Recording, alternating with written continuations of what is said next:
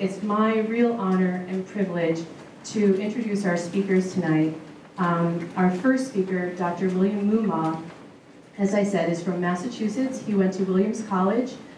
He went on to get his PhD in physical chemistry from MIT, and then he was a chemistry professor for what he would say is the first half of his career at Williams College. And then the second half of his career, he actually went to Tufts and led a initiative that he really became on a international policy expert on climate change and energy use. So he was the lead author on 5 reports from the Intergovernmental Panel on Climate Change, the IPCC, and the IPCC shared the Nobel Peace Prize in 2007. Dr. Moomaw will introduce our other speaker tonight, who is Bob Leverett, and Bob is very well known for his work in large trees and old-growth forests throughout New England, and he is the co-author of the Sierra Club book, The Guide to the Ancient Forests of the Northeast, and last October, Mr. Leverett came down to Simsbury to remeasure the Pincho sycamore, which is an amazing tree I'm sure you're all well aware of. And after remeasuring it, it was looking so good, he has submitted it to be a national champion. So if you're interested in the actual submission that he made on the Pincho sycamore, it's at the front table. So he'll probably tell us where that is in the process. So I'm really excited to hear our speakers tonight. And without further ado, I'd like you to help me welcome Dr. Moomaw. Thank you. Thank you. Thank you, Susan. It's a real pleasure and privilege to be here among people who are out doing the work of conserving forest lands and other open spaces at a time when they are under intense pressure to be developed or used in various ways that would very much compromise their functioning. I'm also excited that I'm doing this presentation jointly with Bob Leverett, who is like me, he's retired, but that doesn't mean a whole lot in the business we're in. And while I work on these great global issues and try to figure out how that works out at the local level, Bob has been at the local level all throughout New England, finding some amazing remnants of the great glory of the forests of the Northeast that still remain. And he will talk to you about that, and I will try to set that up as to why that's as important as it is. So, Bob, it's great to be here with you again. We did a duet up in Northampton at Smith College recently, and it was a blast. We had a great time. Forests will determine our future. Now, I've been working on climate change since 1988. You can see how successful I've been, but I keep trying, and I have a lot of colleagues and friends who keep trying. I was a little nonplussed when on Monday, the day after Earth Day, the director of the Environmental Protection Agency, Scott Pruitt, announced that from now on, if we burn down our forest, it will all be carbon neutral. I was so relieved to hear that, because I was really worried that burning our forest might add more carbon dioxide to the atmosphere, and that would be a terrible thing. So we'll see. To just set this up for you, I will talk about climate change, but I want to talk about some other aspects of forests first, and then get to that. This, as you would recognize, is a New England forest, right? This is about what it looks like most of the time. These are the trees at about the average age that one finds in a New England forest. I'll show you sort of the distribution of ages here in a few minutes. A lot of our forests are filled with big boulders. The glaciers did a job dumping them all over the place. When I built our home in Williamstown, we moved in 11 years ago, we had so many boulders removed from the foundation holes that we built stone walls everywhere, and I still had 2 truckloads left over at the end. So I think I can honestly say I have not decreased the functional agricultural lands of the Commonwealth of Massachusetts or New England by building my house there. It's kind of hard to grow crops when this is what your field looks like. So have you thanked a forest today? What do forests do for us? Well, first of all, they produce about something around a quarter of all the oxygen we breathe. About 70% actually we have to thank the oceans for, because it's the plankton in the oceans that produce the bulk of it. But trees, forests themselves, are big contributors. We know they provide us with lots of wonderful materials, wood products, buildings, and the like. They're the most biodiverse ecosystems on the planet, on the land. They have more species of plants and animals than any other kind of ecosystem. Not grasslands, wetlands, mountain areas, deserts obviously not so much, but these have the real biodiversity. And intact forests reduce flooding, and they clean the water. They prevent soil erosion and loss. They clean the air of pollutants, air pollutants. They also, through evapotranspiration, where they suck up water through their roots and evaporate it from their leaves, cool and moderate the region around them. A colleague of mine at Tufts, who actually works in Brazil, has found that the agricultural productivity in fields that are surrounded by forests are 15% higher than in those that have just agricultural land as far as the eye can see. And it's because they are at a cooler temperature. The higher temperature decreases productivity. They remove and sequester carbon dioxide, something I'll talk about a bit more later, and that therefore reduces global warming and climate change. And forests, and in fact all land ecosystems, wetlands and other things, have been greatly undervalued in their significance, and I'll try to make that point really clear a little bit later on. They provide recreation, they're a repository of scientific knowledge, and they provide us with aesthetic, cultural, and not economic experiences, and cultural experiences, cultural and spiritual experiences. I don't think economics is a spiritual example. So obviously, where does the oxygen come from? It's very simple. We exhale carbon dioxide, plants take it up, and they release oxygen in the presence of sunlight. It's good for our dog, it's good for us. Without it, we'd be in real trouble. Imagine if we were in a situation with 25% less oxygen in the atmosphere because we didn't have forests. It would not be good. We build all kinds of things with wood. You know, this is obviously a wooden structure. It's an incredible amount of lumber that goes into a single dwelling. Wood is incredibly beautiful. This is a piece of furniture. This is actually a mid-century modern teak table. You cannot make a table like that today because there are no teak trees left that are big enough to make the surface of that table anymore. Wildlife. Night before last, I was out in what I hope will be a functioning orchard and blueberry patch and so on someday really well. I was putting in new blueberry bushes, and I heard this barred owl behind me. And I heard the one off in the distance. I heard this one. I turned around. It was right there. It was so much fun watching this thing, and it was watching me. You know how they turn their head. It's so strange. And then he flew off and flew to she. No, this was the she because it was the deeper voice. As far as I can tell, it's the female barred owls that have the deeper voice.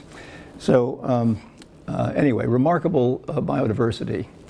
Water management and control. I mean, this is, if this forest weren't here, whenever it rained, this brook would be well out of its banks and all over, and you'd end up with situations like this. That's an actual picture from Fall River, Massachusetts. Oh, I forget what year. I mean, it could be any year. You know, these things happen all the time now, and they happen with greater frequency, both because in a changed climate, we're getting more intense downpours, more dump with each event. It's quite astounding, actually. Since 1950, between 1950 and 1912, 1950 and 2012, the Northeast has had a 71% increase in intense precipitation events. That's measured in the following way. You say, how much rain and snow comes in the top 1% each year? That has increased by 71%, that amount, in just over 50 years. That's an incredible, that is a changed climate. That's what we mean when we say it is a changed climate. Not did climate change cause that, but that is happening in a changed climate. That could not happen in the climate that many of us are of an age to remember, like 1950. Soil erosion. Well, I can't show you how it keeps soil from eroding, but I can show you what happens when it's gone. This is a photograph taken from the air in North Carolina, which is the center of the biomass wood pellet industry. And I'll show you more about this later on, but look at this whole area was forested, and it was all cut. I don't believe that that river is normally that color. It was not that color before. So protecting our water, reducing flooding, forests do the job. Recreation. Best day hikes in the White Mountains, or you can get it for all sorts of regions. From the Appalachian Mountain Club, they have wonderful, these guys, they're great. They're wonderful for day hikes. They have day hikes, 60 of the best hike trails and so on. And obviously millions of people enjoy getting out and walking, hiking, camping, and enjoying the out of doors, hunting, fishing. There are just so many ways one can enjoy the out of doors. Spending time in the forest makes us healthier. Interesting studies. There's a study done on a group of women that where their vital signs were measured, their pulse, their blood pressure, they did various tests on their blood and looking at various stress hormones and so forth. And after spending a half an hour walking in a forest, all of the stress hormones went down, all of the blood pressure dropped by I don't know how many points, better than your statins could do it for you, and they were all better off. That's been repeated in many cases. I'm just citing one study that I read in some detail. And so it does actually make us healthier, both physically and mentally, to get out in the forest. And by the way, it doesn't work as well if you're in an open space that's not a forest. Forests have this special property, which is really pretty remarkable. So how are the forests doing? Well, the light green is the original forest cover all over the planet. And the dark areas are what's left of the original forest. Everything else that's there that is still a forest is a secondary or tertiary or whatever, how many times it's been cut, forest. So there's not much left. I mean, you think of the Congo here. I mean, there's not much original Congo. Here's the Amazon. All these forests look like, if you look at them up here, it looks like they're moth-eaten, right? I mean, it looks like moth-eaten cloth, the way these things are broken up. Notice that in North America, there are tiny dots of original forests. And there's some in Alaska. So, you know, the U.S. Forest Service can claim we have a lot of original forest, but 99% of that is in Alaska. Right? It's not in Connecticut, and it's not even in the Great Mountain West, a few patches out in the Great Mountain West. So we've changed things a great deal. And this looks at the degree of forest change in the world. And the absolute hot spot is this southeast United States. And up here, Maine and Nova Scotia. Those are the places that have been disturbed the most on the whole planet. The disturbance in this region here in the southeast is 4 times as great as the disturbance in the Amazon. We hear a lot about the Amazon. We don't hear about on our own country, on our own continent, that we are the ones who have done the most disturbance. This just shows progressively what happened. 1620, coming up shortly, there will be a 400-year celebration of the arrival of the Pilgrims at Plymouth Rock. And we'll hear more than we'd ever want to hear again about the Plymouth people, but we will hear a lot about them. They'll be back. This is how much was covered in the lower 48 states in 1620. The loss of forest by 1850, the light green here is the remaining old growth. See, when it says old growth and unceded land, those were native land, Native American lands that were not, didn't belong to us at all. We eventually took them and we degraded them. By 1926, even less. By 1990, there are tiny patches out here in the Rocky Mountains and so forth of old growth forest in the lower 48. Most of the cutting was done by the middle of the 19th century, because that was all clearing for agriculture. And remember, we had to feed not only ourselves, but our transportation system, our horses, beasts of burden, and now, amazingly enough, we're back to feeding our cars with corn-based ethanol.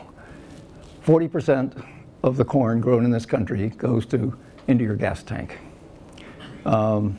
And it's a very energy-intensive process, and it's a high carbon dioxide emitting process. So, trends. So by 1872, more than half of the eastern forest was gone. And then what happened? What happened was New England farmers got tired of farming rocks. And by the 1850, they had discovered Ohio. And it was all forested too, but that's all been completely cut down. But there were no rocks there. There were no boulders in the fields. So suddenly you had this, this incredible farmland. All you had to do is get rid of the trees. And the original settlers, they'd figured out how to get rid of trees. Remember, this is before chainsaws. This is all done by hand. It always amazes me the level of destruction that can be done with nothing but an axe, a chainsaw, and a pair of oxen. I mean, you could take out half the forest of the United States that way, and that's how it was done. So imagine how much faster it goes now that we have all these wonderful modern machines to help us. 4 of the 28 species that were dependent on these forests went extinct: the passenger pigeon, the Carolina parakeet, Bachman's warbler, and of course the ivory-billed woodpecker. Never to be seen again. They all disappeared. And the abandonment of farmland has allowed these forests to regrow. So we are all through upper New York State and New England, this forest has come back. And so the forest we have today that has not been cut is since 1875 or 1880, right? So that makes it around, a little over 100 years old, with a distribution. I think the mean age is probably 75 or 80 years, something like that, for trees in our forests. So Connecticut is now about half forested. Massachusetts is 60% forested. Vermont is, I think, about 75% forested, mostly because of the Green Mountain Ridge, which, it's kind of hard to make a living on the Green Mountains. They're kind of steep and difficult to work with. So for the U.S. as a whole, however, the area covered by forest has declined 9% since 1990 till 2012. That's the latest data I could get from the U.S. Forest Service. So we were doing pretty well. It was coming back, but for some reason we are losing it. I think this is a really interesting story. So this is looking at the distribution of forest land, that's by area, by region, and the stand age. So if you look at the north, that's us, that's the blue line. So north includes kind of north from, it's sort of from Pennsylvania north and west to, say, Minnesota or something. The average, or the mean stand, or the maximum area in terms of age is, as I said, is about 75 years, 80 or 75. Is 8% of it is 75 years is the, you'll find more trees that are 75 years old than anything else. I guess that's the right way to say it. And then it falls off pretty sharply. And interestingly enough, Bob, I don't know if you've seen this before, there's a little bump right here between 150 and 175 years, and Bob will show you some of those. And maybe even some that are out here on this tail as well. There are a few of them left. The place that, look at the west, these funny peaks. This is all really young stuff because of the forest management practices. Cutting down forests and then replanting, and you get little saplings and so forth, so they're all down there. But look at this, these two peaks here. This scale is not linear, obviously. Around 150 to 170, and then 300. There are big areas still left that have older trees in the west. Obviously the sequoias, right? That includes the sequoias, which are thousands of years old. It's the bristlecone pine in the Sierras, which are also thousands of years old. I work closely with someone at the Oregon College of Forestry. She's a forest ecologist there, and she said that in Oregon, 800-year-old trees are there's still groves of 800-year-old trees in the Pacific Northwest, although there's a great attempt to try to take them out. Now, we all know that one of the reasons our forests are in trouble is because of fire, a lot of it in the west, wind, a lot of damage here along the Gulf Coast, drought. Interestingly enough, it's here and here that is drought that's killing trees. This was done just before, this is in the years 2006, 2010, just before the Great California Drought. So if it had taken that 4-year drought where there are 2 million trees that have now died in California, there would be a big patch right here.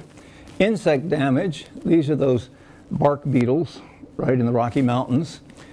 Converted, this is conversion of land out of forests into suburban development and agricultural land and the rest. But the top one is harvest, right? This is the loss of carbon from harvesting forests.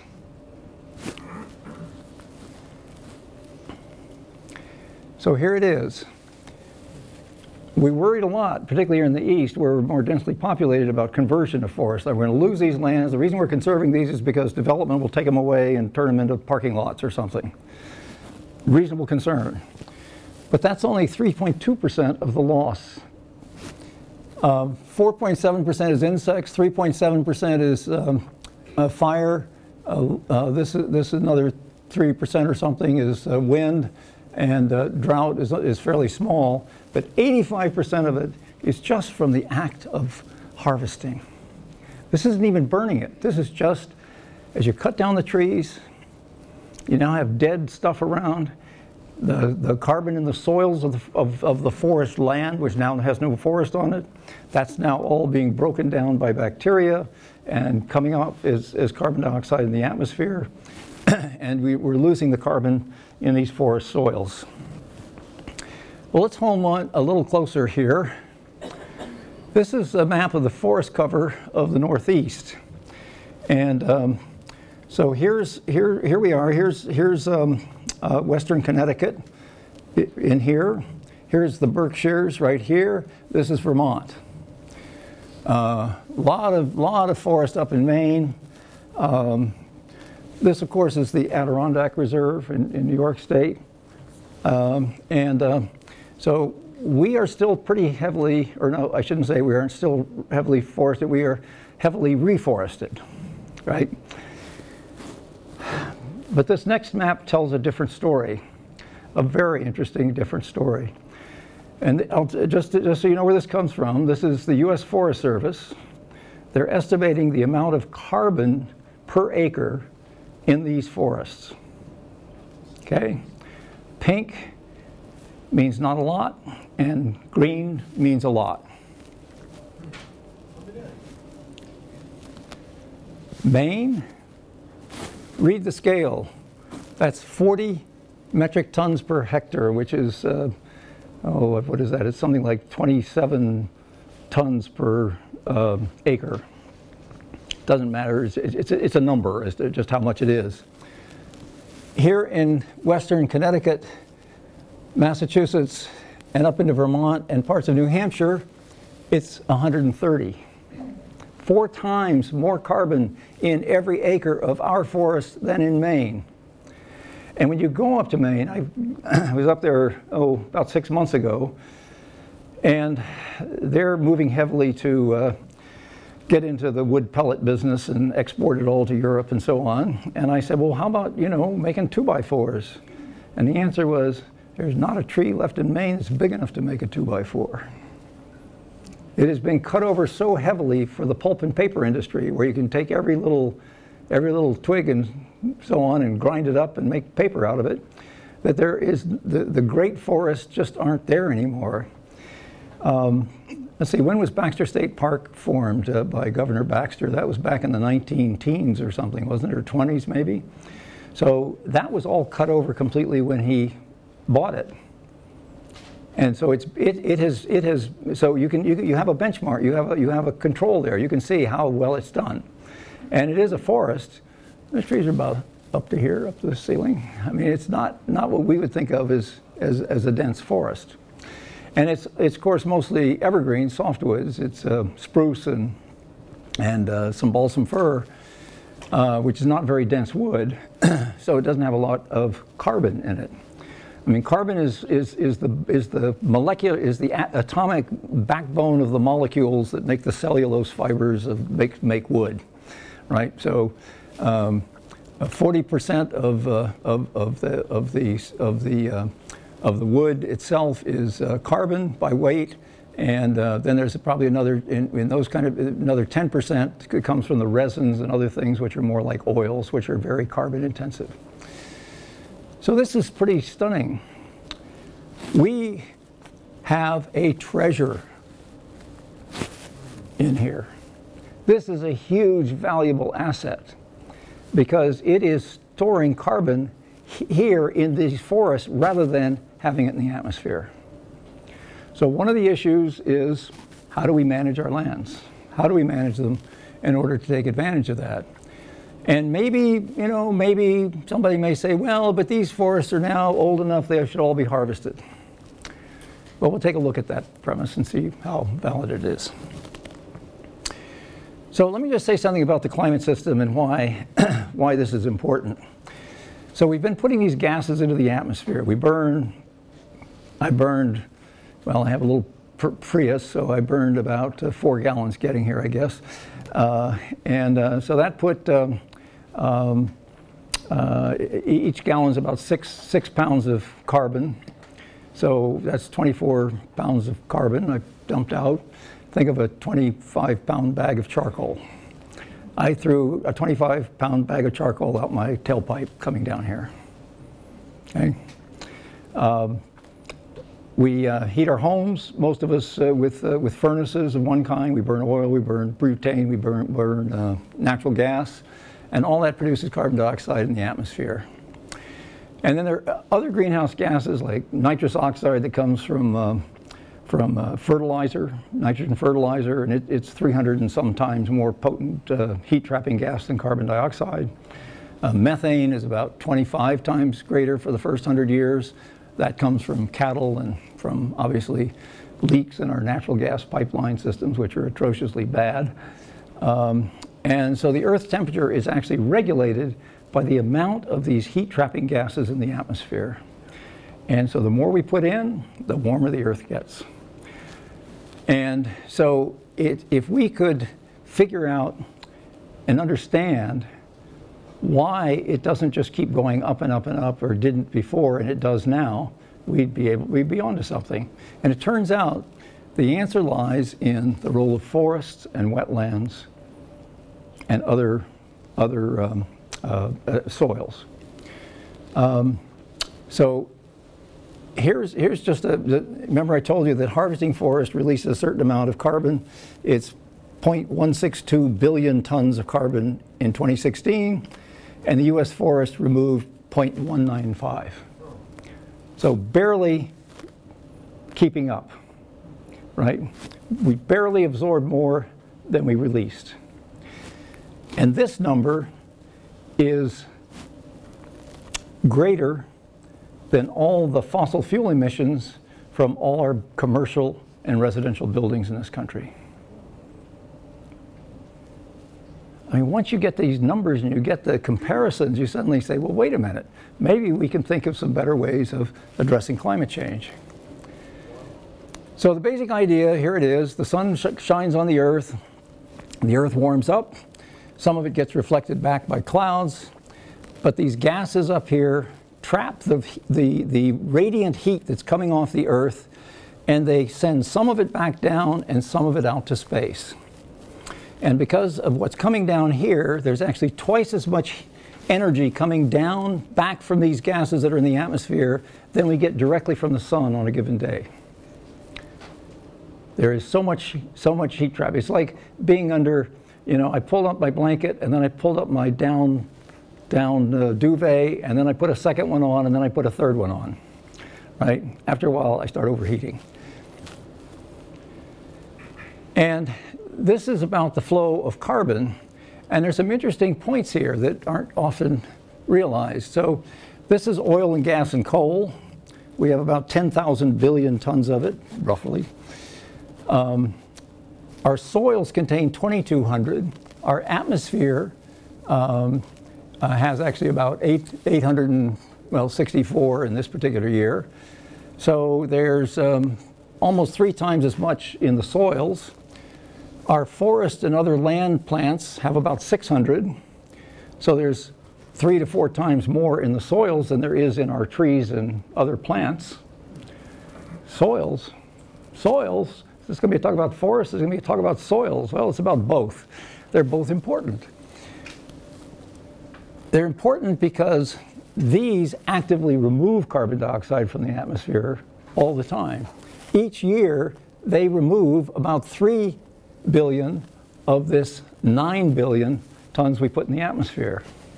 We also, by the way, put another almost 1 billion in as we change lands permanently from forests to agriculture or parking lots. So we get 3 are being taken up already by forests, another 2.5 roughly taken up by the ocean. So we put in 9 from burning fuels, another 1 from destroying our forests, and the atmosphere, that's 10. The atmosphere only grows by 4.4. The reason is forests are taking out 3 and the oceans are taking out 2.6. Isn't it interesting? We're talking about ways we can stop climate change, and we focus only on, let's cut back on this. Obviously that's important. It's essential. We've almost totally ignored the fact that nature has been keeping us from really overloading the atmosphere ever since we started putting stuff in. Nature has been moderating and keeping the concentration of this heat-trapping gas at a constant level for the last 10,000 years, until we just increased it by 44% in the last 150 years. And half of that is probably in the last 40 years. So what if we could protect this so it can keep taking out what it's taking, but maybe increase it somehow? Could we increase it somehow? It turns out we can. There are a number of ways we can do it.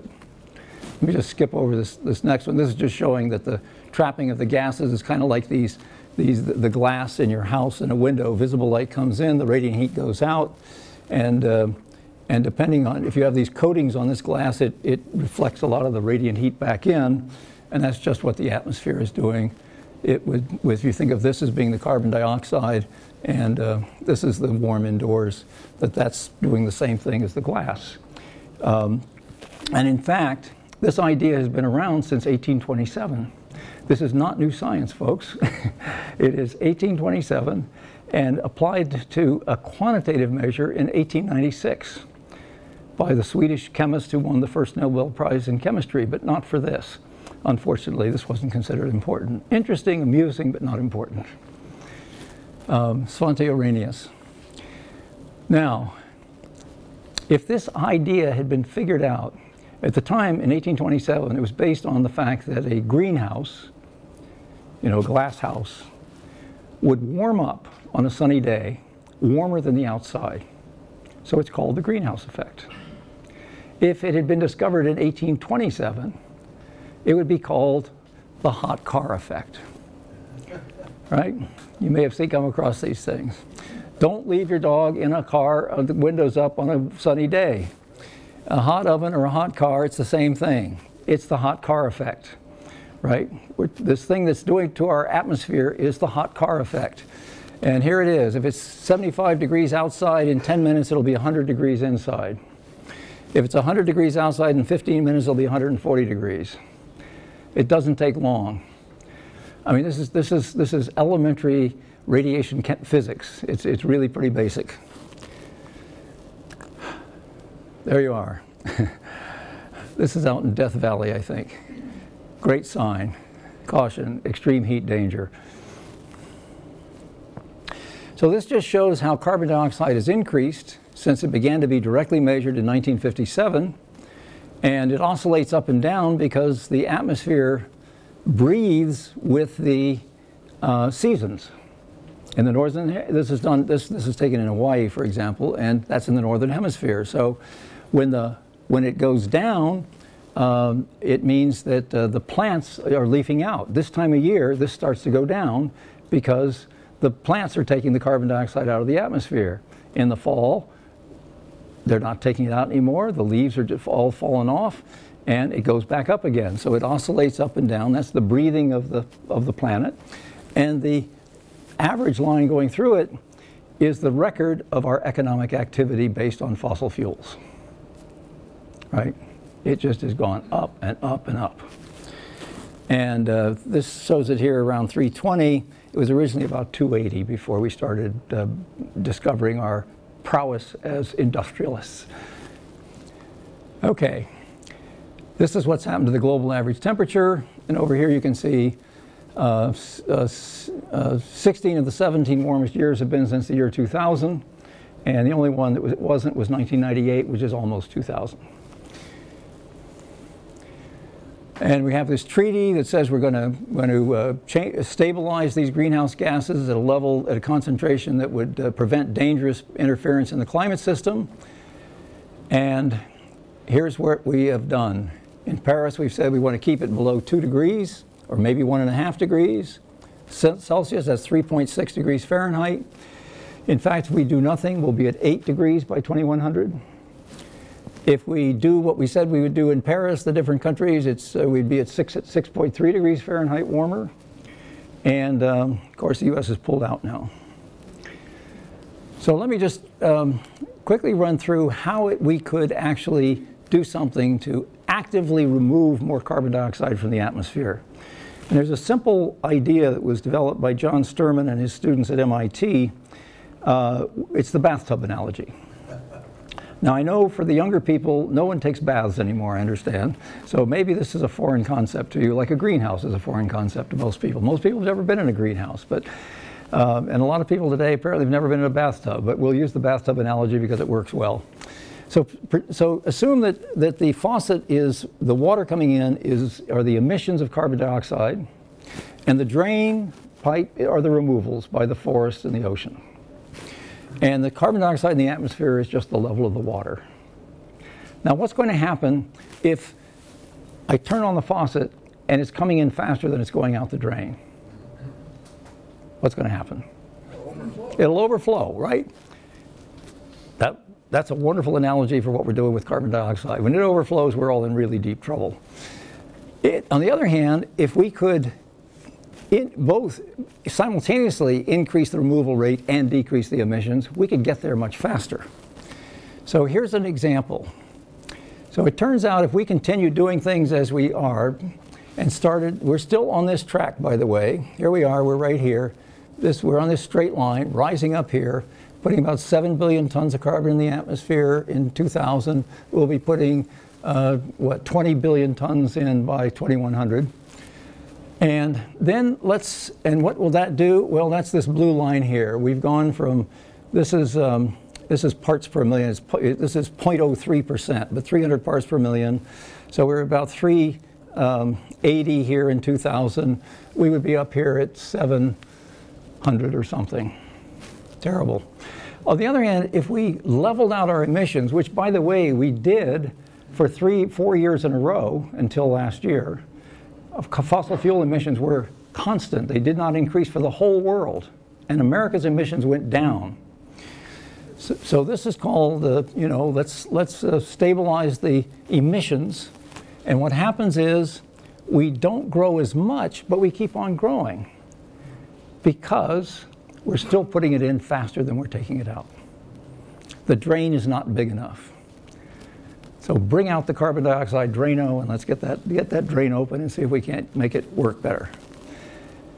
Well, suppose we decreased by 80% by 2050, then what would happen? That's on the left there, and then leveled off. What happens is, amazingly enough, we come in right here at this level of about 450 parts per million, which would give us about this 3.6 degree temperature rise. So that could be done. It could be done. But, so that's because the emissions and the removals become equal in that situation. So we're putting it in as fast as we're taking it out. Now, if we could just look at that and we see this is what went into forests and the land, this is what went into the ocean. If we planted a bunch of more forests or allowed existing forests to keep growing instead of cutting them down every 40 to 50 or 60 years, what would that do to this over time? Well, it would reduce it. We'd be taking it out. We've opened the drain even further because we've let the existing trees grow and or we have restored degraded forests on the same amount of land, or we have found land that could be in forests. And that's not so far-fetched. We have had the agricultural conservation practice for a long time where you got paid by the federal government to plant trees on marginal agricultural lands so we wouldn't be producing more grain than we needed. So that's something that we could do. Let me just, in a few minutes then I want to have Bob up here. I was in the UK when this, in London when this came out. UK carbon emissions fall to 19th century levels as government phases out coal. They have a commitment to phase out coal by 2025. Terrific. So here's their graph. So here we are back here in the 1890s and here, and this is what they say their emissions were in 2016, and you have to go all the way back here to the 1890s before it's that low. However, the biggest coal-burning power plant in Britain, in all of Europe actually, is now burning half of all its fuel is wood pellets instead of coal. And those emissions are counted as zero. Now, anything that has carbon, I'm a chemist, right, so forgive me, but anything that has carbon in it, if you burn it in oxygen and air, it makes carbon dioxide, just like if it's coal. In fact, the amount of carbon dioxide for a given unit of heat is greater from burning wood than it is from burning coal. Wood is more carbon intensive as a outgas when you burn it than coal is. And here we are. This was a few years back, 4.8 million tons of biomass. They're up about 5.5 or 6 by now. And they claim that it's the residues and it's sawdust and all this kind of stuff. But you can see here that something like 80% of it is wood pellets. That's what the red is. There was just a program in the UK on this that was pretty devastating. So some groups down in North Carolina where this is all happening have been documenting what they're doing. So here they've cut out this whole area. This is just an example. Here's a close-up of what's left. That's what thinnings look like. That's a thinned forest. It's just been thinned. And this is the one I showed you before, but with the statement by the company that makes the pellets. Inviva's suppliers take extra care by using specialized harvesting equipment and techniques that minimize environmental impacts and protect soil and water quality. That's on their website, or it was. Exhibit A, Exhibit B. Drax. We never cause deforestation. That's the power plant in Britain. We take sawdust that's left over from sawmills. They're cutting the big trees into wood that goes into house building. Well, that's a benign thing to do, is build houses, right? The sawdust is collected, it's made into a pellet. This environmental group, you gotta love environmental groups, they followed the truck from the time it cut, loaded on the truck, followed it right into the Enviva pellet plant. And this documentary in the UK did the same thing. It's really wonderful. It's a video. And they just follow the truck as it goes right in. And you can just see, and then you can see them lined up. Look at this. Here's an aerial view. You know, drones give people all kinds of interesting possibilities.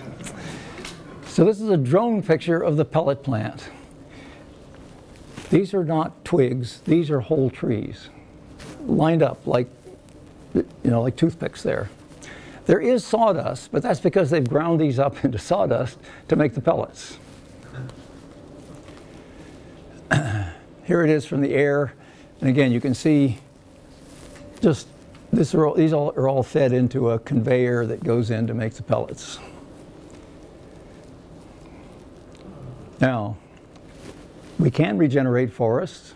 This is a regenerated forest. The problem with it is they're all the same kind of tree, because that's the easy thing to do. To restore a real forest with its multiplicity of species, of which we are so fortunate here in the Northeast to have, is a whole different story. So I'm going to stop here and turn this over to Bob, who's going to take you on a tour to show you what is possible in New England forests. Oh, thank you, Bill. And let's see, here's my... I think you're set there. Okay, thank you. Bill's a hard act to follow, so I'm going to have to really be on my toes. And first of all, I want to say I'm happy personally to be back in Simsbury. I've been a Simsbury fan for a lot of years. And part of that grows out of my love for one particular species. I think you know what it might be, and that's sycamore. And years ago, my son and I were out looking for big trees. And we happened to be coming down into Connecticut, and we came into Simsbury, and I said, holy smoke, this is really cool. Because I grew up with lots of big trees in the Great Smoky Mountain region of eastern Tennessee, western North Carolina. And after a career in the U.S. Air Force as an engineer, I retired and left the Pentagon, and I got turned around. You're supposed to fly south, and when you retire, I got turned around and flew north. So I'm a Massachusetts, or I'm a New Englander, and I love it. This is really my home. So I'd like to share with you well, actually, I'm getting a little ahead of myself. When Susan asked me if I would be willing to share some of my passion for old growth forests and big trees and whatnot, and what they really mean, I said, sure. My wife here has the on and off switch, by the way, so. Few of my credits, and so I have a little bit of experience in here. But I want to go first of all and just remind myself of what Henry David Thoreau, the great sage of Concord, once said: we can never have enough of nature. We must be refreshed by the sight of an inexhaustible vigor, vast and titanic features, the wilderness with its living and its decaying trees. He saw the whole cycle. He was a great observer of nature. It wasn't just about one aspect of trees or the species that he regularly observed. It was the whole cycle. Now, I don't think anybody here, I think we all, I should say, value forests. We all understand their importance. And of course, when Bill presents what's at stake, we maybe even value them more. I like to remind myself that we probably wouldn't be here if we didn't have forests. And the trees converting the planetary suffocating blanket of carbon dioxide and releasing elemental oxygen allowed our species to evolve. And trees continue sequestering carbon and as a critical resource for mitigating global climate change. And this, of course, is what Bill spoke to eloquently, I might add. But when we talk about forests, you can hear a lot of different things. You can hear a lot about different kinds of forests. And if you're confused, you have every right to be, because it is a confusing issue. For instance, when some people talk about forests, they actually visualize a relatively young forest, young woodlands, maybe 0 to 50 years old. They imagine that the trees will be at their very best, doing the best job for climate modification or mitigation, I mean, when they're really very young. And so they often will advocate for that. Others might go a little longer, particularly you get in government forestry, and they will often extend that period of time to out to 100 years, and then they may think at that point in time the individual trees have done the biggest job that they can do and perhaps should be replaced. And there's always an economic argument in these first two in particular. And then some people, of course, also accept monoculture plantations as forests. And that is really solidly economic. Some of us like to see lightly managed late successional forests, some of them in reserves or preserves, some for educational purposes, to begin to serve a variety of purposes. I get associated a lot with old growth forest reserves because of my discoveries of little remnants, and I do mean little. There are about 1,300 acres in Massachusetts that we call pre-settlement forests. There's maybe 200 to 300 in Connecticut. There's maybe about 30 in Rhode Island, a little bit more in Vermont. You get into the White Mountains and those areas where you get up into the marginal zone, subalpine, and you can add up more acres, but it's still relatively small, and Maine is a disaster zone. Another way we see woodlands perhaps defined is that method, high-graded woodlands. Have them all over the eastern United States.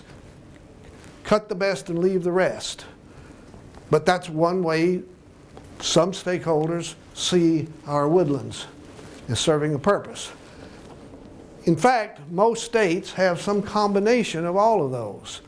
Ours included, you know, Connecticut, Massachusetts. And so I just wanted to review this with you briefly because you're going to hear every stakeholder make their case for what the forest should be. Now, I'd like to start with the oldest of forests that we have in the New England and Northeast area, and let's just look at what that looks like. This is in Mohawk Trail State Forest. This is actually that boulder field, Bill. And last October we had BBC, British Broadcasting Company, come over and actually do some filming in there. And I thought my fortunes had really gone out because I think they, in the final film that they released in Bristol, England, one of my trees got photographed. Nonetheless, this is a very complex ecosystem. You have many species, and you have many niches, or niches, whichever you prefer. So the trees that you're looking at there are somewhere between 120 and about 250 years old. And there's a lot of them. But there's also a lot of young trees. Old growth forests are in fact really multi-aged forests. Old growth is really a misleading term. There's that same picture, you know. This, by the way, was a sugar maple that was about 250 years old.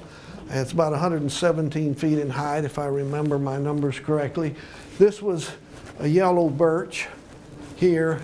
And it was about 300 years old. And we actually cored one tree up there that was a black birch at 332 years. And that was the 7th oldest black birch that we knew. It was Tony D'Amato from UMass that did it. But we're still looking at these tiny little museum pieces, except that they're inspiring. They really show us what the original forest looked like. Now, I don't know who this guy is, but you wouldn't want to meet him. That's Pack Forest in Warrensburg, New York. It's in the Adirondacks. It's managed by the State University of New York. SUNY, my friend Don Leopold in there, over there. I wanted to show him some pictures of what this one white pine forest, probably 300 years old, looks like now. It's magnificent, folks. It's just it's an amazing scene, and it still exists. Old growth forests exploit every niche and cranny, and you can often find hemlocks, yellow birch, sitting on the edges of rocks, and you wonder, how do they survive? And in fact, they get quite old, and they use resources very sparingly. Their processes are slowed down overall. And it's a Tolkien-esque world. It's a world of beauty. It's a world of mystery. It's a world, it's what evolved. These are what forests were really all about. Now, let's start with some other trees that I think that Susan was hoping maybe I would put something in to show you. Whoops, sorry about that. Let me go back. That's an American elm that hasn't succumbed. We still have a few of those around, and that one's 17 feet, a little over 17 feet in circumference.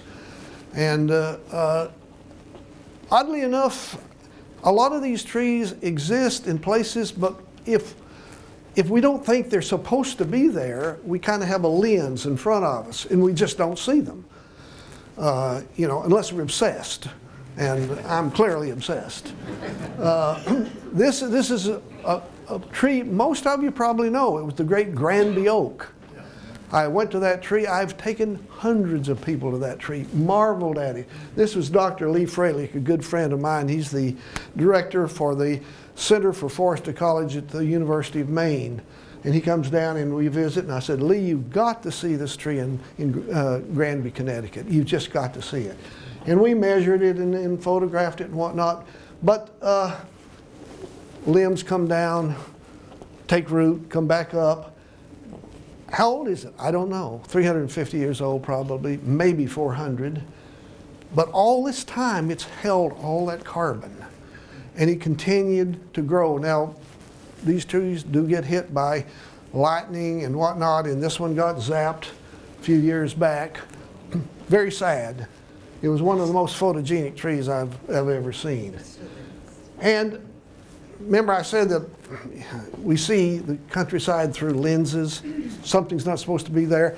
That's on a road that goes from Avon across to over toward Hartford. And Gary Belluzzo, my good late friend, Professor Gary Belluzzo of Holyoke Community College, we were driving along after we'd been visiting over here, and I said, good grief, Gary, look at that thing over there. And it was a cottonwood, 22 feet around, right at the edge of a parking lot. Nobody even noticed it. It was amazing. And I got to thinking about how we see what we are conditioned or trained to see. Now, how could I leave that out? This is one of the great trees of the Northeast. Arguably the largest tree in New England. And one of my roles is a senior advisor to American Forests, and I'm the one who wrote all of the tree measuring guidelines. I tell this story somewhat with some embarrassment. When I started out, they had 308 pages to describe how you measure trees for competition. One page was for height, one page was for circumference, and one page was for crown spread. When I got through, it was an 86-page manual. I think they want to hang me for one of those trees. I took all the fun out of it. But we know what they are. And a friend of mine, a botanist, Jared Lockwood, and I have made a pact that this summer sometime we're going to come and model the tree so that we will know volumetrically, we'll know how much wood is in it. And it'll take us probably 2 or 3 days to do that. We'll have to set up a grid system and whatnot, but I will make Susan or whoever or Helen or whatnot aware of what we come up with. It's got to be 3,000 cubic feet. It's got to be a number like that. I think more. And it's still growing.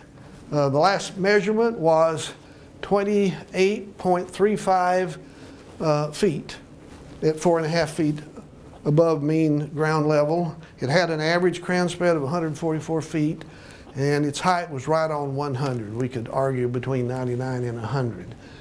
And I remember a plaque out in front of that tree, and I don't know when it was up, but they said the tree was 23 feet or something like that, 23 feet 4 inches or something around. They grow. It got bigger, 28 now. And I think that comes as a surprise to a lot of people because the tree looks basically the same one year to the next. You just don't see when they're that big. You don't see that it's continuing to grow, and that's part of the story. Because these big trees are part of Bill's solution. They are part of why we need to preserve our forests. I can't go very long without putting some kind of a slide like this up, so I apologize. Monica wanted me, my wife said, "Are you really going to do that?" And I said, I gotta. But I just wanted to illustrate that what happens when you start out with a diameter and a height, and you double it. And you double it again, you double it. Well, every time you double those two measurements, you increase the volume 8 times if you're dealing with a conical, regular conical form. Doubling diameter, doubling height, 8 times fold increase in volume. We need to keep that in mind because that can grow a little bit, very small amount radially, and very small amount height-wise, but you get a big kicker in terms of the total amount of volume you add. And that's the untold story. So I don't expect anybody to absorb that or worry about it. But you say, well, how do you know what you know? I mean, I don't necessarily hear other people saying that. I mean, why don't we know this stuff? Well, you're not obsessed. You got to have to know the answer. And you can't be satisfied with answers from the past that don't work. So what we do is we attack it mathematically. We'll take a trunk and we'll divide it into sections. Each one of those sections is a measurable amount. Then we'll take a geometrical solid that looks like that form, and then we can measure, if we measure the dimensions of this section, and we choose the right kind of, we would call it frustum, of some sort of regular geometrical form, we can compute the volume in that section. We just march right up the tree, going up the trunk, we go out the limbs, and after a while we've got, 99% of the volume, and we can tell you how much it is. And we spend a lot of time. Monica looks at that and she says, "Are you doing that again?" And, well, yes. And we're going to do it for Pinchot, I promise.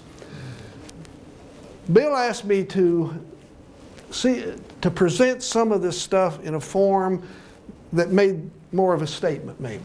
So this is actually a grove of trees. There's only 27 of them. Grows in Mohawk Trail State Forest in a place called the Elder Grove, or Elder's Grove.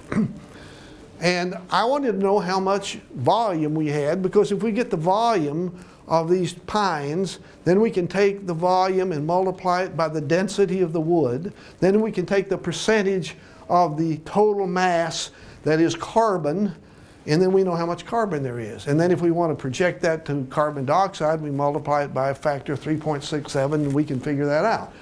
But he wanted one other thing. Bill said, well, can we look at what's in those 27 trees and make a comparison to what it would be if they were all this average age? If you remember back to one of these slides, he said it's about 75 years old or so. We can model 75-year-old pines. Got to do a lot of them, but we can come up with what would be a good volume for a 75-year-old pine or a 50-year-old pine or whatever. So that's what I did. That's that column. So I'm taking that tree, and if it weren't that tree, but just an ordinary one, it would have 2,267.81 pounds of carbon in it. I've converted all this from volume to carbon. But the actual tree, about 180 years old, is that, 10,000. Now we come all the way down, take every single one of those trees in a grove, compare it to a 75-year-old tree, and what we come out with is, in that grove, 27 trees, 142,264 pounds of carbon. If they were nice, respectable, 75-year-old trees, like we would see around the landscape, they'd still be doing a lot of work. We'd have 61,230. But by letting them grow, we added another 81,000 pounds of carbon. And remember, multiply those figures by 3.67 to get the actual amount of CO2 that was pulled out of the atmosphere. Now I do a lot of this stuff, and one point I want to make, because I make it with, oh yeah, let me show you this one too.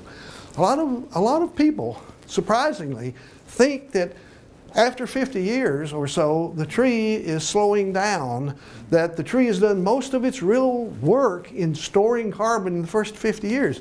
That is so wrong. It's not even logical.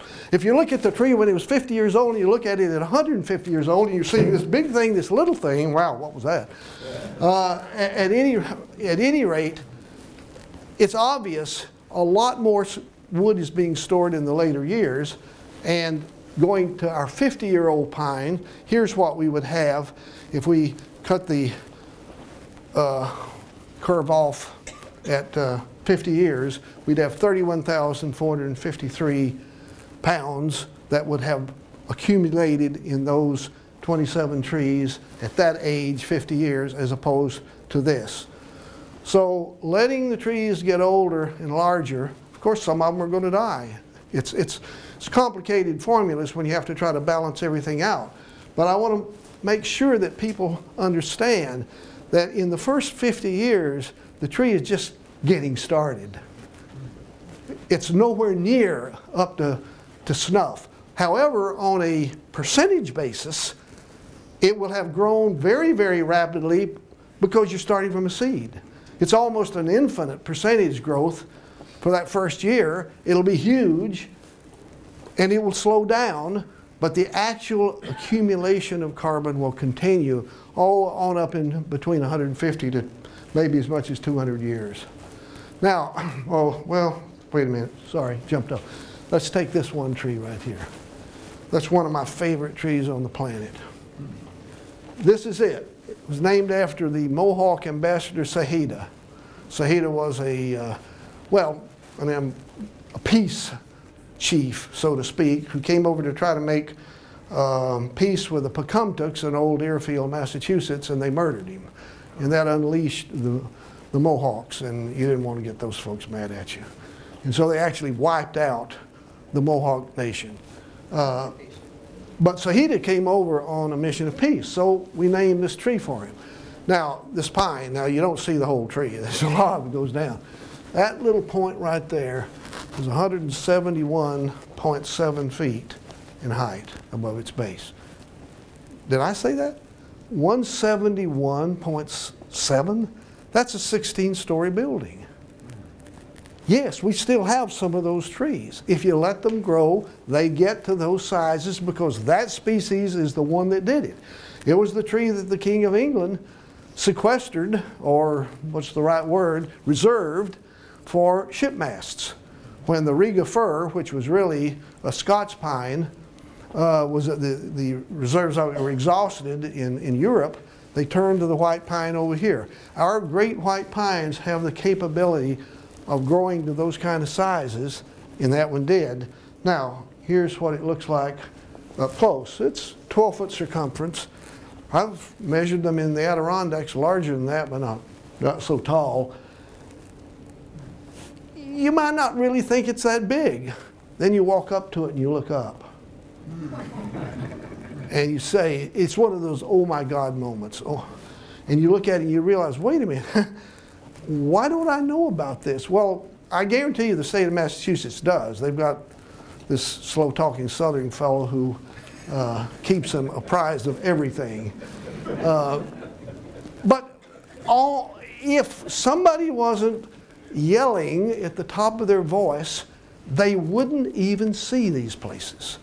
So I consider it part of my mission to try to get out and help people understand what's left.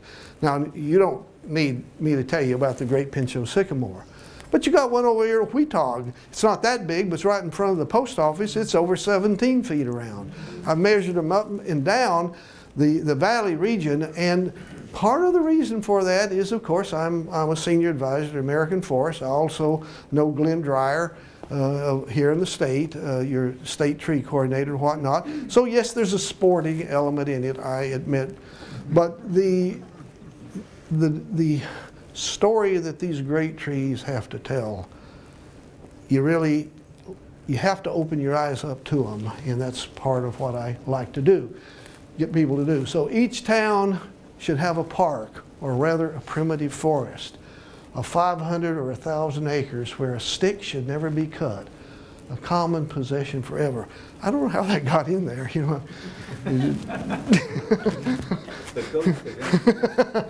Well, so what are our takeaway points?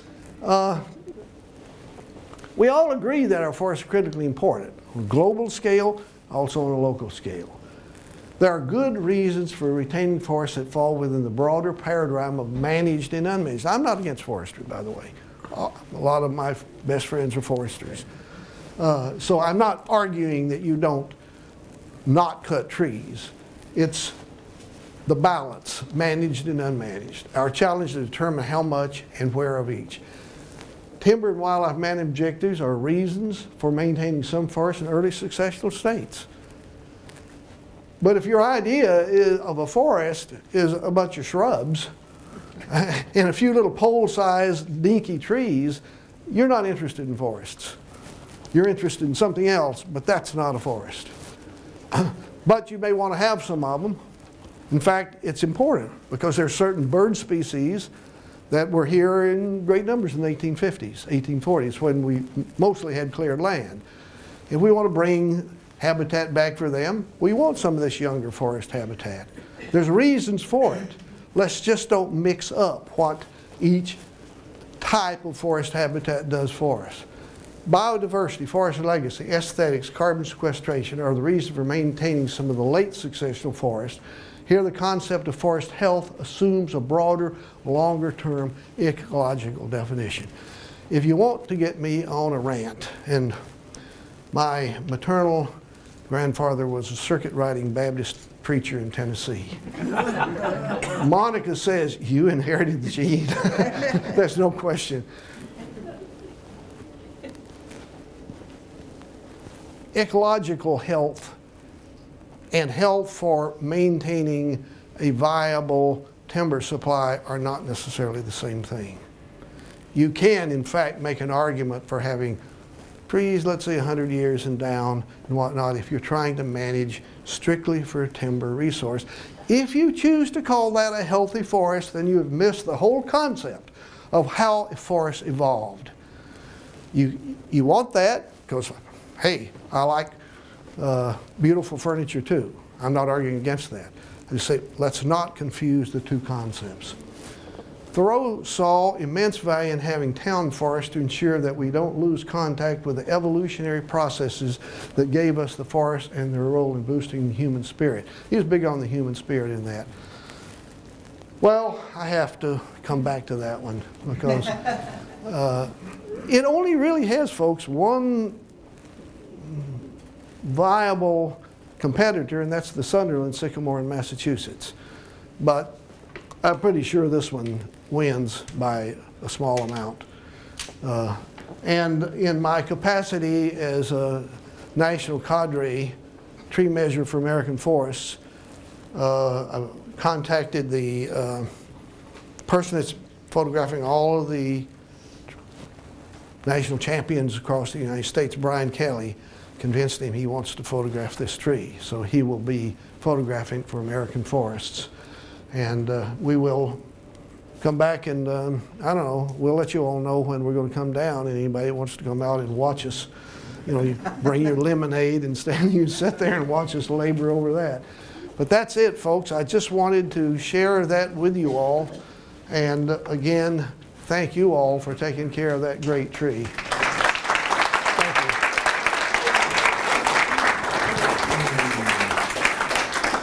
Funding for Simsbury Community Television is provided in part by contributions from viewers like you. Thank you.